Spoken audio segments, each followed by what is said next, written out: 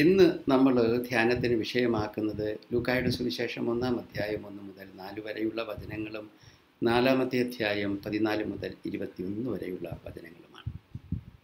ഇത് ആണ്ടുവട്ടത്തിലെ 3-ാമത്തെ ഞായറാഴ്ചയാണ്. നമ്മൾ ഈ സുവിശേഷ ഭാഗത്തിൻ്റെ ഒരു പ്രത്യേകത ശ്രദ്ധിക്കേണ്ടത്, ഈശോ തൻ്റെ പരസ്യ ജീവിതം ആരംഭിക്കുകയാണ്.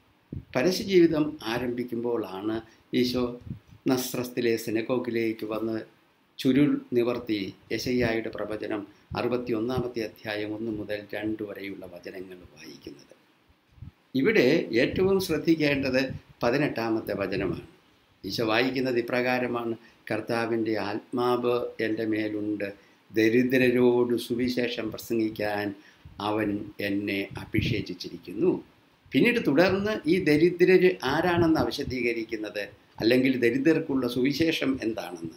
അന്ധർക്ക് അത് കാഴ്ചയാണ്, ബന്ധിതർക്ക് അത് മോചനമാണ്. അങ്ങനെ തുടർന്ന് പോവുകയാണ്. ഇവിടെ ഏറ്റവും നമ്മുടെ ശ്രദ്ധയിലേക്ക് വരേണ്ടത് കർത്താവിൻ്റെ ആത്മാവ് എൻ്റെ മേലുണ്ട്. ഈശോദ പറയുന്നത് അത് പൂർത്തിയായെന്നാണ് പറയുന്നത്. അതായത് ദൈവത്തിൻ്റെ ആത്മാവ് ഈശോയുടെ മേൽ ഉണ്ട്. യഥാർത്ഥത്തിൽ ഈ ദൈവത്തിൻ്റെ ആത്മാവ് ഈശോയുടെ മേലേക്ക് വരുന്നത് നമ്മൾ ഈ സുവിശേഷത്തിൽ തന്നെ പല സന്ദർഭങ്ങളിൽ കണ്ടതാണ്. ഒന്ന്, മംഗളവാർത്തയുടെ സമയം ലൂക്കായുടെ സുവിശേഷം 1-ാമത്തെ അധ്യായം 35-ാമത്തെ വചനത്തിൽ മാതാവിൻ്റെ ചോദ്യത്തിന് ഗബ്രിയേൽ മാലാഖ പറയുന്ന മറുപടി ഇതാണ്: ദൈവത്തിൻ്റെ ആത്മാവ് നിൻ്റെ മേൽ വരും, അതിനാൽ ജനിക്കുന്നവൻ ദൈവത്തിൻ്റെ പുത്രൻ എന്നറിയപ്പെടും. അതായത് ഈശോയുടെ ഉത്ഭവത്തിൽ തന്നെ ദൈവത്തിൻ്റെ ആത്മാവാൽ നിറഞ്ഞവനാണ്. മുന്നോട്ട് പോകുമ്പോൾ 3-ാം അധ്യായത്തിൽ മാമോദീസായുടെ സമയത്താണ് സുവിശേഷകൻ പറയുന്നത്, പരിശുദ്ധാത്മാവ് അവൻ്റെ മേൽ ഇറങ്ങി വരുന്നു. ദൈവത്തിൻ്റെ ആത്മാവ് ഈശോയുടെ മേൽ ഇറങ്ങി വരുന്നു. അതുകൊണ്ട് തന്നെ പിന്നീട് കേൾക്കുന്ന സ്വരം എന്താ? ദൈവത്തിൻ്റെ പുത്രൻ.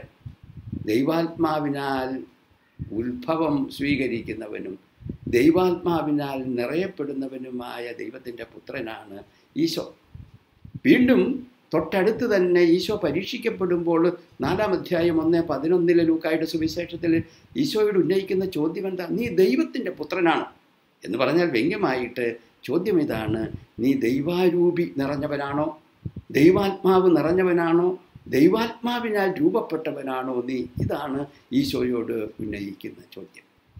മുന്നോട്ട് പോകുമ്പോൾ ലൂക്കായുടെ സുവിശേഷം 7-ാം അധ്യായത്തിൽ സ്നാപക യോഹന്നാൻ തൻ്റെ ശിഷ്യരെ പറഞ്ഞയക്കുന്നുണ്ട് ഒരു ചോദ്യവുമായിട്ട്. ചോദ്യം ഇതാണ്: വരാനിരിക്കുന്നവൻ നീ തന്നെയോ? ഈശോയോടുള്ള ചോദ്യമാണ് സ്നാപകൻ്റെത്. 7-ാം അധ്യായം 19-ാമത്തെ വചനം എന്ന് പറഞ്ഞാൽ അർത്ഥം വരാനിരിക്കുന്നവൻ നീ തന്നെയോ? സ്നാപകൻ ചോദിക്കുന്നത്, നീ തന്നെയാണോ ദൈവത്തിൻ്റെ ആത്മാവിനാൽ അഭിഷിക്തനായിരിക്കുന്നവൻ?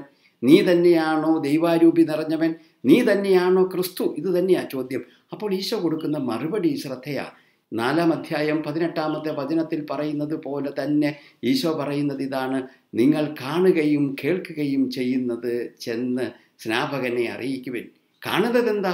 കാണുന്നത് ഈശോ ചെയ്യുന്ന പ്രവൃത്തികളാണ്. അത് ഉടനെ വിശദീകരിക്കുന്നുണ്ട്. കേൾക്കുന്നത് എന്താ? ഈശോയുടെ പ്രഘോഷണമാണ്. കാണുന്നതും കേൾക്കുന്നതും ചെന്നറിയിക്കുവിൻ, അവൻ്റെ വാക്കും പ്രവൃത്തിയും അറിയിക്കുവിൻ. എന്നിട്ട് വിശദീകരിക്കുന്നത് ഈശോ തന്നെ പറയുന്നുണ്ട്: ചെകിടര് കേൾക്കുന്നു, മുടന്തര് നടക്കുന്നു, കുഷ്ഠരോഗികൾ സുഖമാക്കപ്പെടുന്നു, എന്തിന് മരിച്ചുപോയവർ ഉയർപ്പിക്കപ്പെടുന്നു, ദരിദ്രരോട് സുവിശേഷം നല്ല വാർത്ത അറിയിക്കപ്പെടുന്നു. ഇത് തന്നെയാണ് 4-ാം അധ്യായം 18-ാമത്തെ വചനത്തിൽ നമ്മൾ ഇന്ന് വായിച്ചു കേട്ടത്. കർത്താവിൻ്റെ ആത്മാവ് എൻ്റെ മേലുണ്ട്, ദരിദ്രരോട് സുവിശേഷം പ്രസംഗിക്കാൻ അവിടുന്ന് എന്നെ അഭിഷേചിച്ചിരിക്കുന്നു. എന്നിട്ട് ദരിദ്രര് എന്താണെന്ന് വിശദീകരിക്കുക. അന്ധരും ബന്ധിതരും കാരാഗ്രഹത്തിലായിരിക്കുന്നവരും എന്ന് പറഞ്ഞാൽ അർത്ഥം എന്താ? അർത്ഥം വളരെ നേരിട്ട് വ്യക്തമായിട്ട് വരികയാണ്. ദൈവത്തിൻ്റെ അഭിഷിക്തനെ തിരിച്ചറിയാനുള്ള മാർഗം എന്താണ്? ദരിദ്രർക്കുള്ള നല്ല വാർത്ത. ദരിദ്രർക്ക് എന്താ നല്ല വാർത്തയാകുന്നത്? ഒരു കണ്ണുപൊട്ടന് അവന് കിട്ടാവുന്ന ഏറ്റവും വലിയ നല്ല വാർത്ത എന്താണ്? സ്വർണവും വെള്ളിയും ഒന്നുമല്ല, കാഴ്ചയാണ്. ഒരു മുടന്തന് അവന് കിട്ടാവുന്ന ഏറ്റവും വലിയ നല്ല വാർത്ത എന്താണ്? അവന് നടക്കാനുള്ള കഴിവാണ്. ചെകിടന് കേൾവിശക്തിയാണ്. ഇതാണ് ദരിദ്രൻ്റെ സദ്വാർത്ത, സുവിശേഷം, നല്ല വാർത്ത. ഈശോ പറയുന്നു, അഭിഷിക്തൻ ആയിരിക്കുന്നു, ദൈവാരൂപി നിറഞ്ഞവനായിരിക്കുന്നു. ദൈവാരൂപി നിറഞ്ഞ അഭിഷിക്തൻ്റെ ലക്ഷണം ഇതാണ്: അവൻ പാവപ്പെട്ടവന് നല്ല വാർത്തയാകുന്നു. അവൻ്റെ വാക്കും പ്രവൃത്തിയും പാവപ്പെട്ടവന് നല്ല വാർത്ത, സുവിശേഷമായി മാറുന്നു. ഇതാണ് അഭിഷിക്തനെ തിരിച്ചറിയാനുള്ള മാനദണ്ഡം. അഭിഷിക്തനെ തിരിച്ചറിയാനുള്ള കൃത്യമായ ലക്ഷണമാണ് ഇന്നത്തെ സുവിശേഷം പറഞ്ഞു വയ്ക്കുന്നത്. ഏറ്റവും കൗതുകകരമായൊരു കാര്യം, ഇതേ കാര്യം തന്നെ ഫ്രാൻസിസ് പാപ്പ 2018 മാർച്ച് 19 ഇറക്കിയ ഏറ്റവും അവസാനം ഇറക്കിയ അപ്പസ്തോലിക പ്രബോധനം ഗൗദേത്തെ എത്ത് എക്സുൽത്താത്തെ, ആഹ്ലാദിച്ചാനന്ദിച്ചാലും, അതിൽ 95-ാമത്തെ നമ്പറിൽ എന്താണ് വിശുദ്ധി എന്ന് വിശദീകരിക്കാൻ വേണ്ടി പാപ്പ പറയുന്ന കാര്യമുണ്ട്. വിശുദ്ധി എന്താണെന്നറിയണമെങ്കിൽ മത്തായിയുടെ സുവിശേഷം 25-ാമത്തെ അധ്യായം 31 മുതലുള്ള വചനങ്ങൾ വായിച്ചാൽ മതി. എന്താണ് വിശുദ്ധി? അതായത് അന്ത്യവിധിയുടെ നേരത്ത് മനുഷ്യപുത്രൻ പറയുന്നത് ഏതൊക്കെയോ അതാണ് വിശുദ്ധിയെ തിരിച്ചറിയാനുള്ള അടയാളം, മാനദണ്ഡം. അതെന്താണ്? വിശക്കുന്നവന് ഭക്ഷണം കൊടുക്കുന്നത്, ദാഹിക്കുന്നവന് വെള്ളം കൊടുക്കുന്നത്, അന്യ സംസ്ഥാന തൊഴിലാളി, അതാണ് പരദേശി നമ്മളെ സംബന്ധിച്ചിടത്തോളം, അവനെ സ്വീകരിക്കുന്നത്, പിന്നെ കാരാഗ്രഹത്തിൽ കിടക്കുന്ന കുറ്റവാളിയെ സന്ദർശിക്കുന്നത്. ഇതാണ് വിശുദ്ധിയുടെ മാനദണ്ഡമായിട്ട് പാപ്പ ആഹ്ലാദിച്ചാനന്ദിച്ചാലും എന്നതിൽ പറഞ്ഞു വെക്കുന്നത്. ഒരർത്ഥത്തിൽ ഇത് തന്നെയല്ലേ, ഇതുവരല്ലേ ദരിദ്രര്, വിശക്കുന്നവനും ദാഹിക്കുന്നവനും വീടില്ലാത്തവനും കാരാഗ്രഹത്തിൽ കിടക്കുന്നവരും പരദേശിയും, ഇവനൊക്കെ ദരിദ്രരാണ്. ഈ ദരിദ്രർക്ക് നല്ല വാർത്തയാവുക ഏത് കാര്യത്തിലാണോ അവർ ദാരിദ്ര്യം അനുഭവിക്കുന്നത്. വിശക്കുന്നവന് ഭക്ഷണമാണ് ഏറ്റവും വലിയ ദാരിദ്ര്യം, അത് കൊടുക്കുമ്പോൾ ആ ഏറ്റവും വലിയ സത്വാർത്ത. ഈ പറയുന്ന ദരിദ്രർക്ക് നല്ല വാർത്ത കൊടുക്കുന്നതാണ് വിശുദ്ധി എന്ന് പാപ്പ പറയുന്നു. ഈ പറയുന്ന ദരിദ്രർക്ക് നല്ല വാർത്ത കൊടുക്കുന്നതാണ് അഭിഷിക്തൻ്റെ ലക്ഷണമായിട്ട് ഈശോ തന്നെ സുവിശേഷത്തിൽ പറയുന്നു. തൻ്റെ മാനിഫെസ്റ്റോയിൽ, തൻ്റെ പരസ്യ ജീവിതം തുടങ്ങുമ്പോൾ ഈശോ മുന്നോട്ട് വെക്കുന്ന കൃത്യമായ തൻ്റെ ജീവിത കർമ്മ പരിപാടിയാണ്. ആ കർമ്മ പരിപാടിയിൽ ഈശോ പറയുന്നത് ഇതാണ്: ദരിദ്രർക്ക് നല്ല വാർത്തയാകുന്നതാണ് ദൈവാരൂപി നിറഞ്ഞ അഭിഷിക്തൻ്റെ ലക്ഷണം. അഭിഷിക്തൻ്റെ, ദൈവാരൂപി വന്ന് നിറഞ്ഞവൻ്റെ, ദൈവാത്മാവിനാൽ അഭിഷിക്തനായവൻ്റെ ലക്ഷണമായിട്ട് ഈശോ പറയുന്നത് ദരിദ്രർക്ക് അവൻ്റെ വാക്കും പ്രവൃത്തിയും സത്വാർത്തയാകുന്നുണ്ടോ? അവൻ്റെ ജീവിതം ദരിദ്രർക്ക്, പാവപ്പെട്ടവർക്ക് നല്ല വാർത്തയാകുന്നുണ്ടോ? അവൻ്റെ ജീവിതം കൊണ്ട് പാവപ്പെട്ടവർക്ക് സന്തോഷം കിട്ടുന്നുണ്ടോ? എങ്കിൽ അവനാണ് ദൈവാത്മാവിനാൽ നിറഞ്ഞ അഭിഷിക്തൻ. പക്ഷേ ഇവിടെ ഒരു പടിയും കൂടെ നമ്മൾ മുന്നോട്ട് പോകണം. സുവിശേഷം ആ വഴിക്കാണ് നമ്മളെ നയിക്കുന്നത്. അതായത് നമ്മൾ ഓർക്കണം, സഭയുടെ ഏറ്റവും വിപ്ലവാത്മകമായ തിയോളജി എന്ന് പറയാവുന്നതായിരുന്നു ലിബറേഷൻ തിയോളജി. അവർ പറഞ്ഞു വെച്ചത് ഇതാണ്: സഭ ദരിദ്രരുടെ പക്ഷം ചേരണം. ഇത്രയും നമ്മൾ പറഞ്ഞതൊക്കെ ഏകദേശം അതിനോട് ഒത്തുവരും. എന്നാൽ ഫ്രാൻസിസ് പാപ്പ ഇന്ന് പറയുന്നത് സഭ ദരിദ്രരുടെ പക്ഷം ചേരണമെന്നല്ല. അതിൽ ഒരു പടി കൂടെ മുന്നോട്ട് പോയിക്കൊണ്ട് പാപ്പ പറയുന്നത് സഭ ദരിദ്രയാകണം. ഇത് കൃത്യമായിട്ട് പറഞ്ഞാൽ ഈശോയുടെ ജനന സമയത്ത് ലൂക്കായുടെ സുവിശേഷം 2-ാം അധ്യായം 11-12 വചനങ്ങളിൽ കൃത്യമായിട്ട് പറയുന്നു. അതായത് മാലാഖമാര് ഇടയന്മാർക്ക് കൊടുക്കുന്ന സന്ദേശമാണ്. ആ സന്ദേശത്തിൽ പറയുന്നു, രക്ഷകൻ, നിങ്ങൾക്കായിട്ടൊരു രക്ഷകൻ ക്രിസ്തു ജനിച്ചിരിക്കുന്നു. എന്താണ്? ഇതായിരിക്കും അവനെ തിരിച്ചറിയാനുള്ള അടയാളം: പിള്ളക്കച്ച കൊണ്ട് പൊതിഞ്ഞ് പുൽത്തൊട്ടിയിൽ കിടത്തിയിരിക്കുന്ന ശിശു. അഭിഷിക്തൻ, ക്രിസ്തു എന്ന് പറഞ്ഞാൽ അഭിഷിക്തനാണ്. ക്രിസ്തുവിനെ, അഭിഷിക്തനെ തിരിച്ചറിയാനുള്ള അടയാളമായിട്ട് മാലാഖമാർ പറഞ്ഞു കൊടുക്കുന്നത് ഏതാണ്?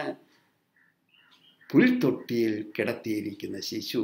ദാരിദ്ര്യത്തിൻ്റെ അങ്ങേ അറ്റത്തെ അടയാളമാണ് പുൽത്തൊട്ടിയിൽ കിടത്തിയിരിക്കുന്ന ശിശു. അഭിഷിക്തനെ തിരിച്ചറിയാനുള്ള അടയാളം ദാരിദ്ര്യമാണ്. ഇത് മുമ്പ് പറഞ്ഞതിനേക്കാൾ ഒരു പടി കൂടെ മുന്നോട്ട് പോവുകയാണ്. അതായത് സഭ ദരിദ്രരുടെ പക്ഷം ചേരണമെന്ന് പറയുന്ന ദൈവിക ചിന്തയിൽ നിന്നും ഒരു പടി കൂടെ മുന്നോട്ട് പോകുകയാണ് ഫ്രാൻസിസ് പാപ്പ. സഭ ദരിദ്രയാകണം. കാരണം അഭിഷിക്തനായ ക്രിസ്തു ദരിദ്രനായിരുന്നു. അതുകൊണ്ട് തന്നെ ക്രിസ്തുവാണ് സഭയുടെ മണവാളനെങ്കിൽ ആ മണവാളൻ്റെ ഭാര്യയായ സഭയ്ക്ക് മണവാളനേക്കാൾ, ഭർത്താവിനേക്കാൾ കൂടുതൽ സമ്പന്നനാകാൻ പറ്റുമോ? ഇതാ പാപ്പ ആവർത്തിച്ച് ചോദിക്കുന്നത്. അതിനുള്ള കാരണം ഈ പറയുന്ന ക്രിസ്തുവിനെ, അഭിഷിക്തനെ തിരിച്ചറിയാനായിട്ട് ഇടയന്മാർക്ക് കൊടുക്കുന്ന ലക്ഷണമാണ്. പാപ്പ ഈ കാര്യം വ്യക്തമായിട്ട് പറയുന്നത് എവഞ്ചേലി ഗൗദിയും, സുവിശേഷത്തിൻ്റെ ആനന്ദം, പാപ്പായുടെ മാസ്റ്റർ പീസ് എന്ന് തന്നെ പറയാം. മറ്റെല്ലാ പ്രബോധനങ്ങളും ഇതിൽ നിന്നാണ് വളർന്നു വരുന്നത്. അതിൻ്റെ 198 നമ്പറിൽ കൃത്യമായിട്ട് പാപ്പ ഇത് പറയുന്നുണ്ട്. ഞാനൊന്ന് വായിക്കാം. സഭയെ സംബന്ധിച്ചിടത്തോളം പാപങ്ങളോടുള്ള പക്ഷം സാംസ്കാരികമോ സാമൂഹ്യ ശാസ്ത്രപരമോ രാഷ്ട്രീയമോ എന്നതിനേക്കാൾ പ്രാഥമികമായി ദൈവശാസ്ത്രപരമായ ഒരു പരിഗണനയാണ്. ദൈവം ദരിദ്രരോട് തൻ്റെ ആദ്യ കാരുണ്യം കാണിക്കുന്നു. എന്നിട്ടാണ് പാപ്പ വിശദീകരിക്കുന്നത്, യേശു ക്രിസ്തുവിനുണ്ടായിരുന്ന ഈ മനോഭാവം ഫിലിപ്പിയർക്കുള്ള ലേഖനം 2:5 ഉണ്ടായിരിക്കുവാൻ നാം വിളിക്കപ്പെട്ടിരിക്കുന്നു. സ്വയം ശൂന്യനാക്കുന്ന, സ്വയം ദരിദ്രനാക്കുന്ന ക്രിസ്തുവിൻ്റെ മനോഭാവം അഭിഷിക്തർ സ്വന്തമാക്കണം. കാരണം എന്താ? ഒന്നാമത്തെ അഭിഷിക്തൻ, മാതൃക അഭിഷിക്തൻ ക്രിസ്തു സ്വയം ശൂന്യനാക്കി ദാരിദ്ര്യത്തിലേക്ക് വന്നു. ഇതിനുശേഷം പാപ്പ തുടർന്ന് പറയുന്നൊരു കാര്യമുണ്ട്, അതേ നമ്പരിൽ തന്നെ. ഇതുകൊണ്ടാണ് പാവപ്പെട്ടതും പാവപ്പെട്ടവരുടേതുമായ ഒരു സഭയെ ഞാൻ ആഗ്രഹിക്കുന്നത്. പാവപ്പെട്ടതും പാവപ്പെട്ടവരുടേതുമായ സഭ പാവപ്പെട്ട സഭയാകണം. സഭ പാവപ്പെട്ടവരുടേതാകണം. ഇതാണ് പാപ്പ പറഞ്ഞു വെക്കുന്നത്. കാരണം എന്താണ്? കർത്താവിൻ്റെ ആത്മാവ് എൻ്റെ മേലുണ്ട്, ദരിദ്രരോട് സുവിശേഷം പ്രഘോഷിക്കാൻ അവൻ എന്നെ അഭിഷേചിച്ചിരിക്കുന്നു. ക്രിസ്തുവായിരിക്കുന്നത്, അഭിഷിക്തനായിരിക്കുന്നത്, അഭിഷേകം ചെയ്യപ്പെട്ടിരിക്കുന്നത് തന്നെ ദരിദ്രർക്ക് നല്ല വാർത്ത ആകാൻ വേണ്ടിയിട്ടാണ്. പോരാ, ഫിലിപ്പിയർ ലേഖനത്തിൽ പറയുന്നത് പോലെ ദാരിദ്ര്യത്തിലേക്ക് ഈശോ ഇറങ്ങി വന്നത്, സ്വയം ശൂന്യനാക്കിയത് മറ്റുള്ളവരെ സമ്പന്നരാക്കാൻ വേണ്ടിയിട്ടാണ്. ക്രിസ്തു അഭിഷിക്തൻ ദരിദ്രർക്ക് സുവിശേഷമാകുന്നതിൻ്റെ അടിസ്ഥാന കാരണം അവൻ ദരിദ്രനായി. അവൻ ആദ്യ പടിയിൽ തന്നെ ദരിദ്രനായി മറ്റുള്ളവരെ സമ്പന്നരാക്കാൻ വേണ്ടി. നല്ല ഒരു ഉദാഹരണം പറയാവുന്നത് ഫ്രാൻസ് പീറ്റർ എന്ന് പറയുന്ന ലിംബുർഗിലെ മെത്രാൻ്റെ കഥയാണ്. ഇത് 2014 സംഭവിച്ചത്. ഫ്രാൻസിസ് പാപ്പ മാർപ്പാപ്പയായതിനു ശേഷം കുറേ മാസങ്ങൾ കഴിഞ്ഞപ്പോൾ ലിംബുർഗിലെ ഈ ഫ്രാൻസ് പീറ്റർ എന്ന് പറയുന്ന മെത്രാൻ, അദ്ദേഹം മെത്രാനായിട്ട് 10 വർഷം കഴിഞ്ഞു. 43-ാമത്തെ വയസ്സിൽ മെത്രാനായി. അത്രയും ചെറുപ്പത്തിൽ മെത്രാനാകണമെങ്കിൽ അസാധാരണമായ പുണ്യങ്ങൾ വേണം, വേണ്ടയോ? വേണം. അങ്ങനെ 10 വർഷം മെത്രാനായിട്ടിരുന്നപ്പോൾ അദ്ദേഹത്തിനൊരാഗ്രഹം, തൻ്റെ അരമന ഒന്ന് നവീകരിക്കാം. അങ്ങനെ ഫ്രാൻസ് പീറ്റർ തൻ്റെ അരമന ഭംഗിയായിട്ടൊന്ന് നവീകരിച്ചു. 3.1 മില്യൺ യൂറോ ചെലവാക്കി. എന്ന് പറഞ്ഞാൽ ഏകദേശം 250 കോടിയോളം രൂപ. ഇത് കേട്ട ജർമ്മൻ ചാൻസലർ പോലും ഞെട്ടി. സാധാരണ അവർ ഞെട്ടാറുള്ളതല്ല. അത്രയും ഭീകരമായ തുക ചെലവാക്കിയാണ് അരമനയുടെ നവീകരണം നടക്കുന്നത്. അദ്ദേഹത്തിൻ്റെ ബാത്ത് ടപ്പിന് പല കോടികൾ, പൂന്തോട്ടം ഉണ്ടാക്കാൻ പല കോടികൾ, അങ്ങനെ ഡൈനിങ് ടേബിളിന് അങ്ങനെ മൊത്തം 250 കോടി രൂപ പൊടിച്ചു. ഇതറിഞ്ഞ ജർമ്മനിയിലെ മെത്രാൻ സംഘത്തിൻ്റെ പ്രസിഡൻറ്റ് ഇദ്ദേഹത്തെ ഒന്ന് വിളിച്ചു ചോദിച്ചു, ഒരു ആത്മശോധന നല്ലതല്ലേ? അല്പം കൂടിപ്പോയെന്ന് തോന്നുന്നില്ലേ? അപ്പോൾ ഫ്രാൻസ് പീറ്റർ പറഞ്ഞു, ഒരു ശോധനയുടെ ആവശ്യമില്ല, എല്ലാ നിയമാനുസൃതമായ ബോഡികളിൽ ചർച്ച ചെയ്ത് തീരുമാനിച്ചതാണ്, എല്ലാം നൈയാമികമാണെന്നർത്ഥം. അവസാനം പാപ്പ ഇതറിഞ്ഞു. ഫ്രാൻസിസ് പാപ്പ അദ്ദേഹം ഫ്രാൻസ് പീറ്ററെ വറ്റിക്കാനിലേക്ക് വിളിച്ചു. വന്നു കഴിഞ്ഞിട്ട് അങ്ങനെ വിളിച്ചു വരുത്തിയവനെ 1-ാം ദിവസം ഫ്രാൻസിസ് പാപ്പ കണ്ടില്ല, 2-ാം ദിവസം കണ്ടില്ല, 3-ാം ദിവസം കണ്ടില്ല. അങ്ങനെ 7 ദിവസം കടന്നുപോയി. പാപ്പ വിളിച്ചു വരുത്തിയൊരു മെത്രാനാന്ന് ഓർക്കണം. ഫ്രാൻസിസ് പാപ്പയുടെ സ്വഭാവത്തിന് വഴിയെ പോകുന്ന ഒരു അമ്മച്ചിക്കൊന്ന് കാണണമെന്ന് ആഗ്രഹം പറഞ്ഞാൽ ഇങ്ങോട്ട് വിളിച്ച് കാണുന്ന പാർട്ടിയാണ്. വിളിച്ചു വരുത്തിയ മെത്രാനെ 7 ദിവസം കണ്ടില്ല. 8-ാം ദിവസമാണ് കാണുന്നത്. കണ്ടു കഴിഞ്ഞ് പുറത്തേക്ക് ഇറങ്ങിയപ്പോൾ മീഡിയക്കാർ ചോദിച്ചു, എന്ത് പറഞ്ഞു പാപ്പ? അദ്ദേഹം പറഞ്ഞു, പാപ്പ വളരെ സ്നേഹത്തോടെ കരുണയോടെ എന്നെ കേട്ടു. അദ്ദേഹം തിരിച്ച് ലിംബുർഗിൽ ജർമ്മനിയിൽ വിമാനത്തിൽ ഇറങ്ങിയപ്പോൾ അദ്ദേഹം അറിയുന്നത് അദ്ദേഹം സസ്പെൻഡ് ചെയ്യപ്പെട്ടിരിക്കുന്നു. പിന്നീട് ഒരു അന്വേഷണ കമ്മീഷനെ വെച്ചു. 3-4 മാസം കഴിഞ്ഞപ്പോൾ അദ്ദേഹത്തെ ഡിസ്മിസ് ചെയ്തു. പാപ്പ കൊടുക്കുന്ന സന്ദേശം വളരെ കൃത്യമാണ്. ആഡംബരം പാപമാണ് അഭിഷിക്തനെ സംബന്ധിച്ചിടത്തോളം. കാരണം എന്താണ്? ഈശോ പറയുന്നു, ദൈവത്തിൻ്റെ ആത്മാവാൽ ഞാൻ അഭിഷിക്തനായിരിക്കുന്നു. അങ്ങനെ അഭിഷിക്തനായവൻ്റെ പരിണത ഫലം, അതിൻ്റെ ലക്ഷണം എന്താണ്? ദരിദ്രർക്ക് നല്ല വാർത്ത, സുവിശേഷം ആകുന്നുണ്ടോ? അപ്പോഴാണ് യഥാർത്ഥത്തിൽ ഒരുവൻ ദൈവാത്മാവിനാൽ അഭിഷിക്തനാണോ അല്ലയോ എന്ന് തിരിച്ചറിയാൻ പറ്റുന്നത്. അങ്ങനെയെങ്കിൽ ഇന്നത്തെ സുവിശേഷം എൻ്റെയും നിങ്ങളുടെയും മുമ്പിൽ വയ്ക്കുന്ന ഒരു വലിയ വെല്ലുവിളിയുണ്ട്. അഭിഷിക്തരെന്ന് പറയുമ്പോൾ ഈശോയാണ് ഒന്നാമത്തെ അഭിഷിക്തൻ, ദൈവാത്മാവ് നിറഞ്ഞവൻ. വ്യാപകമായ അർത്ഥത്തിൽ ഈശോയെ അനുഗമിക്കുന്ന എല്ലാവരും തന്നെ ദൈവാത്മാവാൽ നിറഞ്ഞവരാണ്, അഭിഷിക്തരാണ്. ഒരു പ്രത്യേക ഗണമായിട്ട് എടുക്കുകയാണെങ്കിലോ ഈശോയെ അടുത്ത് അനുഗമിക്കാനായിട്ട് തിരഞ്ഞെടുക്കപ്പെട്ടിരിക്കുന്നവരൊക്കെ അഭിഷിക്തരാണ്. അതായത് ഇവിടുത്തെ വൈദികരും സന്യാസികളും ഇവിടുത്തെ സഭാ മേലധ്യക്ഷന്മാരും അഭിഷിക്തരാണ്. ദൈവത്തിൻ്റെ ആത്മാവിനാൽ അഭിഷിക്തരാകുന്ന ക്രിസ്തു ശിഷ്യരുടെ അടയാളം എന്തായിരിക്കണം? ഒരുവൻ അഭിഷിക്തനാണോ അല്ലയോ യഥാർത്ഥത്തിൽ എന്ന് തിരിച്ചറിയാനുള്ള മാനദണ്ഡം എന്താണ്? അവൻ പാവപ്പെട്ടവർക്ക് നല്ല സന്ദേശമാകുന്നുണ്ടോ? പാവപ്പെട്ടവർക്ക് അവൻ്റെ വാക്കും പ്രവൃത്തിയും വഴിയായി ജീവിതത്തിൽ സന്തോഷം ലഭിക്കുന്നുണ്ടോ? അവരുടെ ദാരിദ്ര്യം മാറ്റാൻ അവൻ്റെ ജീവിതം ഉതകുന്നുണ്ടോ? ഒരു പടിയും കൂടി കടന്ന് ചിന്തിച്ചാൽ മറ്റുള്ളവരെ സമ്പന്നരാക്കാൻ സ്വയം ദരിദ്രനായ, സ്വയം ശൂന്യനായ ക്രിസ്തുവിൻ്റെ അഭിഷിക്തൻ്റെ ആ ചൈതന്യം സ്വീകരിക്കുന്നവനാണോ? ഇതാ ചോദ്യം. അതായത് മറ്റുള്ളവരെ സമ്പന്നരാക്കാൻ വേണ്ടിയിട്ട് സ്വയം ശൂന്യനാക്കുക, മറ്റുള്ളവരെ സമ്പന്നരാക്കാൻ വേണ്ടി ദരിദ്രൻ ആകുന്നവനായിരിക്കണം യഥാർത്ഥ അഭിഷിക്തൻ. ഇതാണ് തൻ്റെ മാനിഫെസ്റ്റോയിലൂടെ തൻ്റെ ജീവിത പരിപാടി പറയുന്ന ഈശോ നമ്മളോട് ആവശ്യപ്പെടുന്നത്, ശിഷ്യരായ നമ്മളോട് ആവശ്യപ്പെടുന്നത്. അഭിഷിക്തരാകണോ?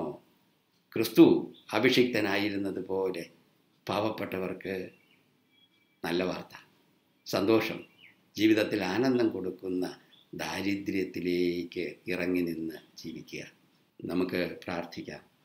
നാഥ, നീ ഇന്ന് നിൻ്റെ നസ്രത്തിലെ പ്രസംഗത്തിലൂടെ യഥാർത്ഥത്തിൽ ഏതർത്ഥത്തിലാണ് നീ അഭിഷിക്തൻ എന്ന് നീ പറഞ്ഞു തരിക.